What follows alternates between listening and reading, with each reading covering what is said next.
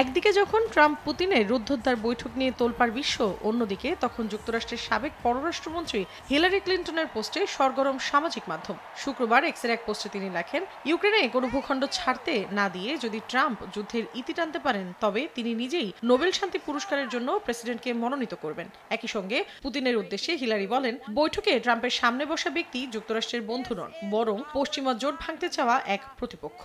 Thank you very much, Vladimir.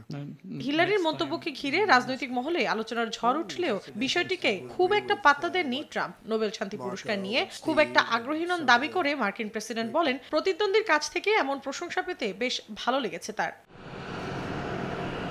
এ পর্যন্ত সাবেক 4 মার্কিন প্রেসিডেন্ট এই সম্মাননা পেয়েছেন, তাই ট্রাম্প মনে করেন তিনিও এই পুরস্কার পাওয়ার যোগ্য।